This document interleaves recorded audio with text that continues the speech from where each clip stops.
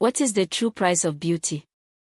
Does it cost a bag of gold, or does it cost your soul? In a bustling town where ambition often outran wisdom, a shimmering object appeared from the dust.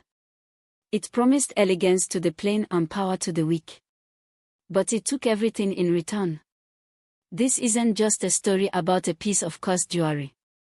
It is a story about the heavy weight of envy and the fragile nature of a pure heart. Before the darkness descended, there was mercy. A young woman with a smile like the morning sun and a spirit as clear as water. Welcome to Stories by the King, where every story carries a heartbeat, and every truth demands to be heard. Now, before we begin, where in the world are you watching from? Is it morning in Lagos, evening in Nairobi, or midnight in London? Drop your location in the comments below, and don't forget to hit like and subscribe. Now, lean in. Because some gifts are actually curses in disguise. The town of Green Valley was a place where everyone knew their neighbor's business, and the sun seemed to shine brighter than anywhere else on earth. The market was always alive with the sound of haggling voices, the smell of roasting corn, and the vibrant colors of patterned fabrics dancing in the wind. In this town lived two friends who were as different as night and day. There was Mercy, a teacher who found joy in the simple laughter of children and the scent of rain on dry earth. And then there was Sarah, a woman whose beauty turned heads, but whose eyes were always searching for something more, something shiny, something expensive, something that would make her the envy of every woman in the province. Sarah believed that her worth was tied to what she wore, while Mercy believed her worth was tied to who she was.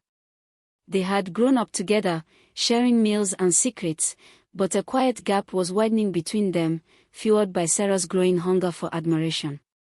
One sweltering afternoon, a silence fell over the usually noisy market. The birds stopped singing, and even the wind seemed to hold its breath. An old merchant, whom no one had ever seen before, set up a small, tattered table beneath the shade of a great baobab tree. He did not shout to advertise his goods. He did not ring a bell. He simply sat there, his eyes clouded with age yet sharp as a hawk's, watching the crowd. On his table lay only one item. It was a necklace.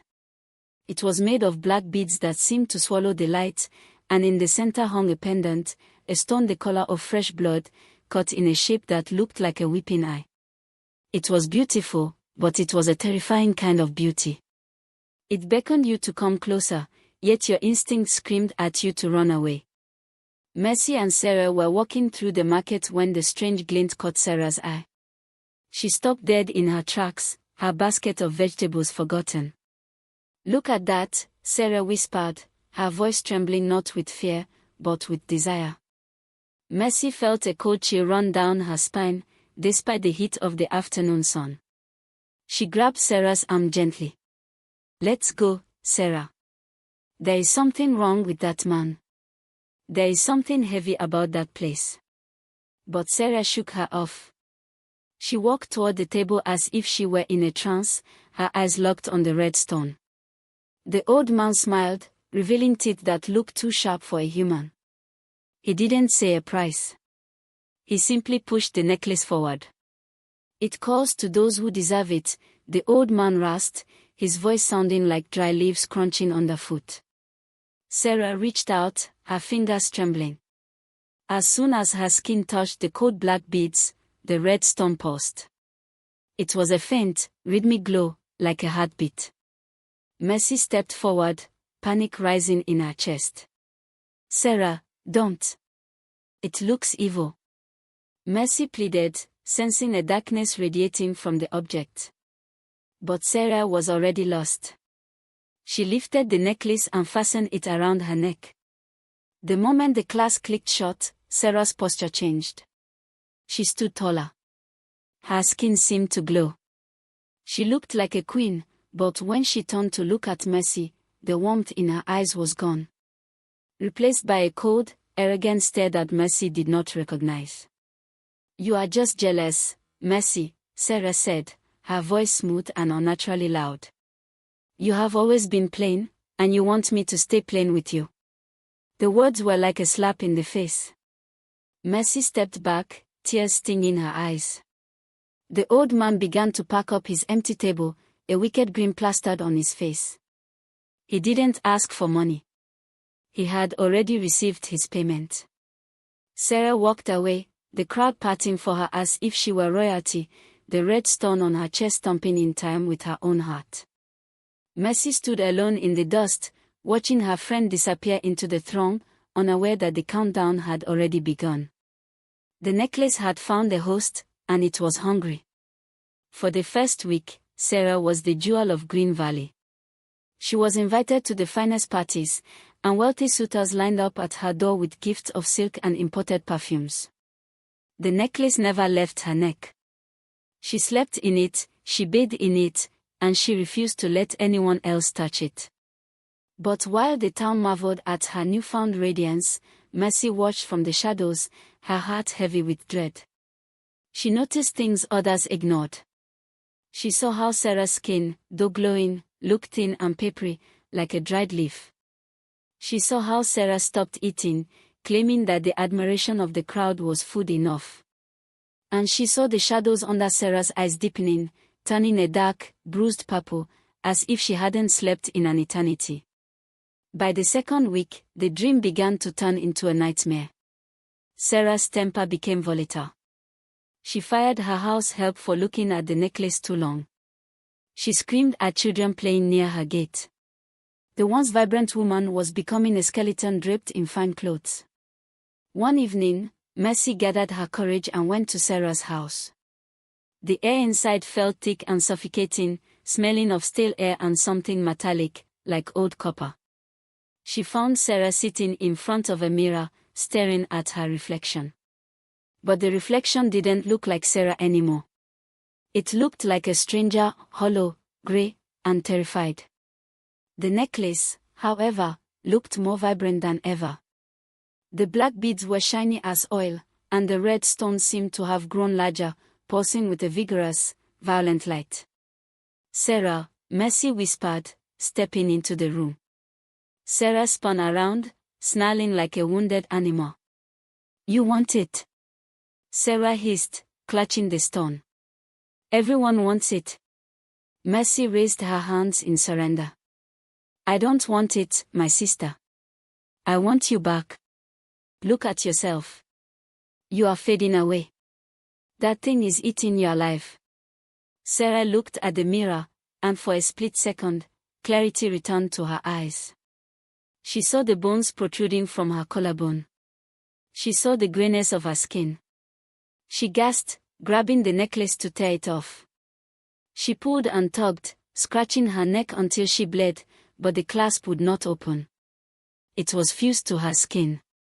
Panic erupted in the room. Sarah screamed, a sound of pure terror that echoed through the quiet neighborhood. "Help me. Mercy, help me. It burns." The red stone began to heat up, searing Sarah's skin. Mercy rushed forward, ignoring the unnatural heat radiating from her friend. She tried to pry her fingers under the beads, but they were tight as a vice. The room seemed to darken, shadows stretching from the corners to engulf them. The necklace was fighting back. It whispered in Mercy's mind, a thousand voices promising her the world if she just let Sarah die. "Let her go," the voices hissed. "She was vain. She deserves this. You can be the queen now." Mercy squeezed her eyes shut, rejecting the voices. "No," she shouted, her voice breaking the heavy silence. "I choose love. I choose life." She grabbed a heavy brass vase from the table and raised it, intending to smash the stone. But before she could bring it down, a shockwave of energy blasted from the necklace, throwing Mercy across the room. She hit the wall hard and slid to the floor, gasping for breath. Through her blurred vision, she saw Sarah collapse, her body too weak to fight the parasite any longer. The red stone glowed blindingly bright, and then, with a sickening thud, the necklace fell off Sarah's neck, landing on the floor.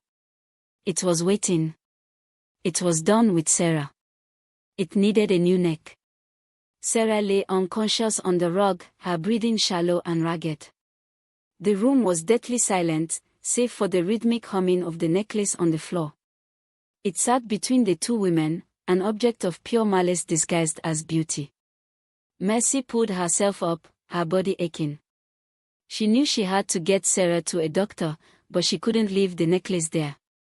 If someone else found it, a servant, a neighbor, a child, the cycle would start all over again. The necklace seemed to sense Mercy's attention. The red light softened, turning into a warm, inviting glow. It no longer looked scary, it looked lonely. It looked like the answer to every prayer Mercy had never spoken aloud. "Pick me up," the whisper came, softer this time, like a lover's caress. Sarah was too weak. She was empty. "But you are strong. You are good. Imagine what good you could do with the power I bring. You could build schools. You could feed the town. You could be a queen of kindness." It was the ultimate deception. The necklace didn't just appeal to greed, it knew how to twist virtue. Mercy took a step toward it. Her hand reached out. For a moment, she imagined herself draped in its power, commanding respect, solving all the problems of her village. It was a tempting vision. Why should evil have all the power? Couldn't she use it for good? But then she looked at Sarah. Her friend looked 20 years older than she was. Her beauty had been drained to feed a piece of stone. Mercy realized the truth: you cannot use something born of destruction to create peace. You cannot build a good life on a foundation of cursed ambition. The price of the necklace wasn't just physical health, it was the corruption of the soul. Mercy stopped, her hand inches from the black beads. She stood up straight, her shadow falling over the glowing object. "You have no power here," she said, her voice steady and calm. "I am enough as I am. I do not need you to be worthy." She didn't try to smash it this time. She didn't try to fight it with violence. She fought it with rejection. She turned her back on the necklace and knelt beside Sarah, lifting her friend's head into her lap. She poured water from a pitcher onto Sarah's lips, ignoring the object completely. Denied the attention and the greed it fed upon, the necklace began to vibrate violently. It needed desire to survive. It needed envy. Without a host to covet it, its power began to crack. A high-pitched whine filled the room, growing louder and louder until it was unbearable. And then, silence. Mercy looked back. The necklace was gone. Where it had lain, there was only a small pile of grey ash, blowing away in the breeze coming from the window. The curse had not been broken by strength, but by a heart that refused to be seduced. Sarah groaned, her eyes fluttering open. They were tired, but they were her own eyes again. The unnatural hunger was gone. Mercy held her friend close, tears of relief streaming down her face. Outside, the sun began to set, painting the sky in shades of gold and violet, a natural beauty that cost nothing, yet was worth more than any jewel on earth. Sarah never regained her vanity. Though her health returned, she wore her scars with a quiet dignity, spending the rest of her days helping young girls find confidence in their character rather than their reflection. Mercy never became a queen, nor did she ever become rich. But 5 years later, as she stood surrounded by the people she loved, she knew she possessed a treasure that could never be stolen. The necklace was gone, but the lesson remained etched in the dust of the village. This isn't just a story about magic, it is a reminder that what consumes you can never complete you. True worth is not something you put on, it is something you are. And a heart that chooses love over luxury, character over cash, and purpose over prestige, will never lead you wrong. If this story moved you, hit like, share it, and tell me in the comments, what would you choose, worth without love, or love without worth? Subscribe to Stories by the King, where every story carries a heartbeat, and every choice carries a lesson.